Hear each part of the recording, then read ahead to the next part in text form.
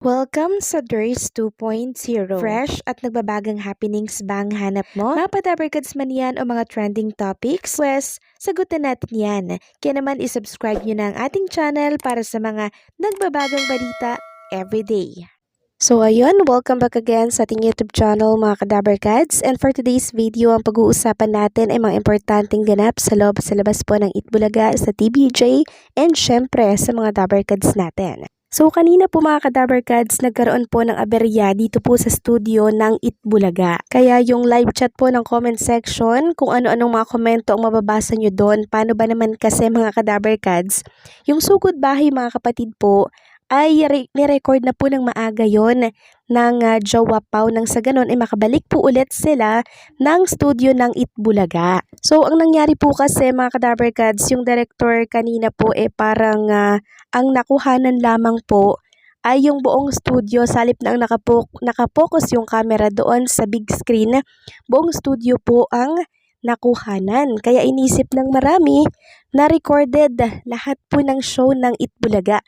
Pero ang nirecord lamang nila ay yung sugod bahay. Tapos yung mga sumunod na segment na po ay live na live na. Connect ko pa po yan mga kadabarkads sa mismong telebisyon namin at yun nga po, live na yung nakalagay doon sa screen. Kanina kasi nung sugod bahay ay wala po kayong makikitang live doon. Tsaka isa pa, live or recorded man ng Itbulaga, wala namang kaso yun eh. Yung mga bashers lang talaga mga kadabarkads yung nagpapalala po ng sitwasyon. So kanina mga kadabarkads, nagkaroon po ng parang talk show para po sa birthday nito si Maine Mendoza. Grabe, ang haba po ng birthday celebration ni Maine Mendoza, no?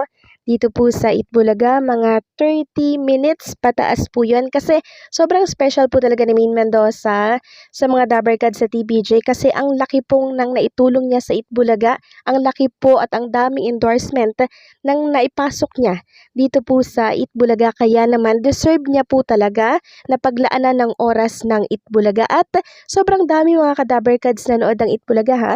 Pumalo po ng 119 during talk show po ha ni Maine Mendoza at alam niyo po ba itong si Wally ay nag-ala Boy Abunda, no?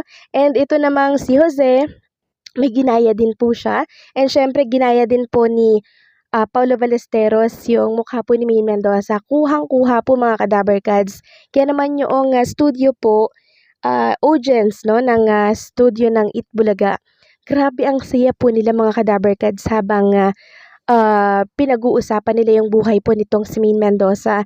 So, meron pong dalawang box, no, na dinala po kay Maine Mendoza yung yung mga first niya sa buhay niya. Ang dami pong revelasyon doon ni Maine Mendoza. And yung mga most, grabe. Alam niyo naman po siguro yung napanood nyo kanina, no, yung most and first niya po. So, ang dami niya pong ni-reveal doon mga kadabarkads. And eto pa mga kadabarkads, no, yung isa pang surprise na hindi po expected ni Maine Mendoza, yung family niya mga kadabarkads ay pumunta sa studio ng Itbulaga. Kaya naman mangyak-ngyak po si Maine Mendoza kasi na-surprise po talaga siya ng bonggang-bongga dito. Pero yung mother and father po ni Maine Mendoza ay nagpadala na lamang po ng video greetings for Maine. Ganon din po yung mga high school friends niya, mga kaibigan at katropa po ni Maine Mendoza. Nung kabataan po niya, nagpadali din po ng video greetings for Maine Mendoza. So talagang ang dami pong napagdaanan ni Maine Mendoza sa loob ng 10 years dito po sa showbiz industry, dito po sa Itbulaga. So nakakatuwa lang dahil muli ulit binalik ng Itbulaga yung mga napagdaanan nito si Maine Mendoza para muling ma-refresh, no, or maalala po ng mga dabarkads natin kung gaano na po kalayo ang tinakbo ng isang Maine Mendoza pero napaka down to earth pa rin niya mga kadabarkads. So ang dami pong mga nagpadala ng cake kay Maine Mendoza mga kadabarkads na fans club niya, yung mga Mainers, meron pa nga po silang pakik doon tapos may Gucci na bag. Nakakatuwa lang kasi ang effort po talaga ng ating mga main girl fans club nitong si Maine Mendoza dahil kahit na ang tagal na po, no, andirito pa rin at nakasuporta sila kay Maine Mendoza. So, parang yung naging birthday celebration po ni Maine Mendoza dito sa Itbulaga, parang doon na halos umikot mga ka-Dabarkads yung show or yung programa po ng Itbulaga ngayong Saturday. Nakakatuwa lang mga ka-Dabarkads dahil talagang ang dami pong interesado sa buhay ni Maine Mendoza. Talagang kahit ang tagal niya na sa showbiz, ang dami pa din po palang patuloy na sumusuporta sa kanya at interesado. Kaya nakakatuwa lang dahil sa Maine Mendoza po ay walang kupas. So, nireveal niya doon mga ka-Dabarkads na ito palang Itbulaga po yung first ever na trabaho niya kasi yung first trabaho niya parang tumulong-tulong lang siya sa office po ng mama niya doon sa Shell. Pero yung actual talaga na trabaho talaga, Itbulaga po talaga dahil kakagraduate pa lang pala nitong si Maine Mendoza tapos nag-audition siya sa Itbulaga. Tapos ayun, tanggap na siya at until now, eto at andarito pa rin po siya sa Itbulaga.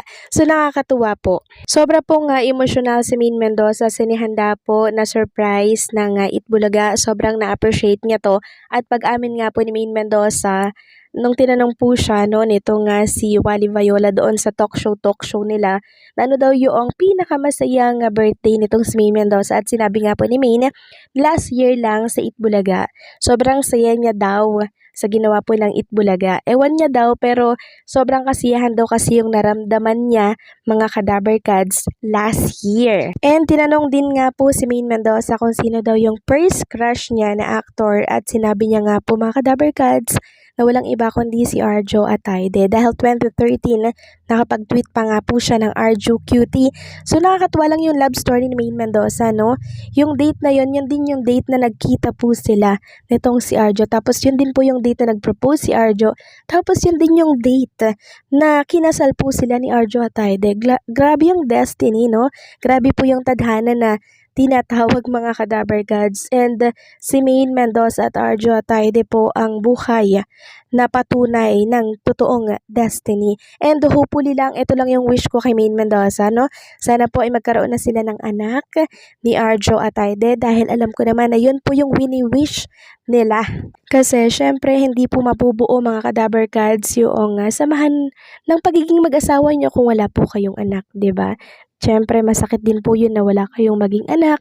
Yun po ang maging kompleto or kukompleto sa samahan or pagmamahalan po ni Arjo and Maine Mendoza. Kaya hopefully this year ay magkaroon na po sila ng supling. And ang last nga po na surprise ng Itbulaga kay Maine Mendoza ngayong araw po ay ang i-guess itong si Arjo Atayde dito po sa Itbulaga. Akala ko nga po hindi siya i-guess kasi bawal pang politician na makita sa television. Pero ginawan po ng paraan ng Itbulaga. Kaya naman sobra-sobra po ang saya ni Maine Mendoza kanina sa Itbulaga. So ulit, happy birthday Maine Mendoza and sana matupad na lahat ng wish mo.